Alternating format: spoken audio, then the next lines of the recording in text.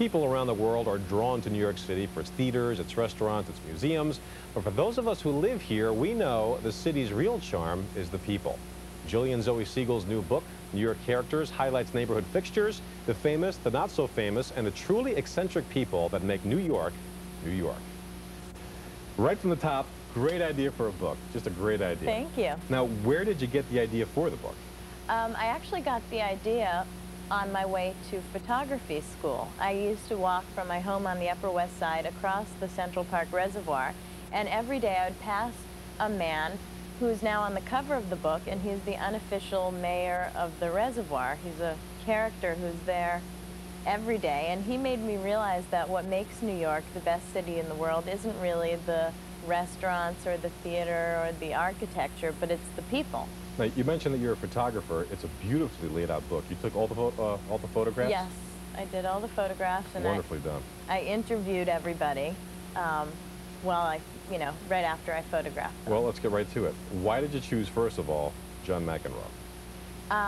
John McEnroe, well, he sort of defines the word character. He has got a lot of personality and a lot of flavor, and you know, those are the people that I picked to be in the book, the ones who literally spice up the Big Apple. He's got spice, no doubt about it. The next one, every Jets fan knows, Fireman Ed.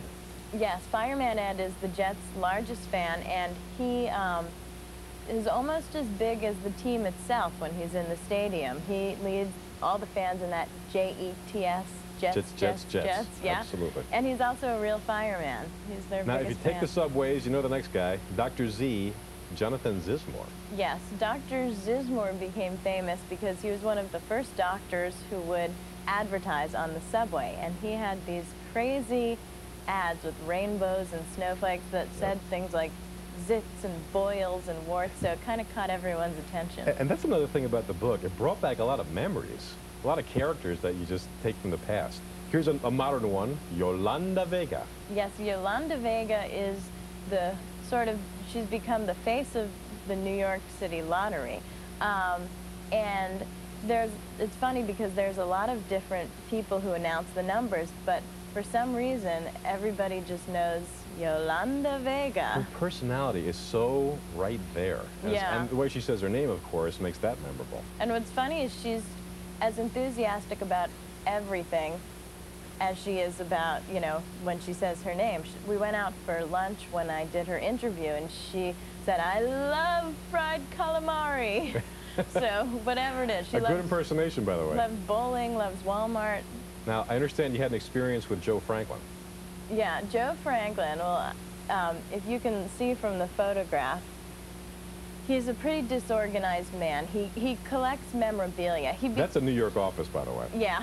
That's a New York office. See those filing cabinets. Yeah. He became famous for being the first television talk show host, but since then he's moved into a radio career, and he collects memorabilia. But when I went into his place, first of all, I started a landslide because I bumped into something, and papers were falling, and then he had me answering his own phone because he couldn't reach it because he couldn't jump over the papers. So he is a big character. We're running out of time here. 66 people total in the book. Did you have a hard time paring it down to 66? There were some people that I wanted to get in the book that I couldn't get into the book. So it was sort of a balance between who I wanted and keeping it diverse. All right, Gillian Zoe Segal, thanks for coming. Thank you very much. Now, once again, Gillian says there are many people she left off because she could only pick 66. The most notable include Woody Allen and the man whose life was the basis for the soup Nazi character on Seinfeld. Gillian says, and I'm not kidding, they got into an argument and it just didn't work out. And I forgot to ask her if when she left, she said, "No soup for you." That would have been the great end to that conversation. Obedience school may be a thing of the past. Coming up, pet expert Warren Eckstein with tips on how to play your puppy into good behavior.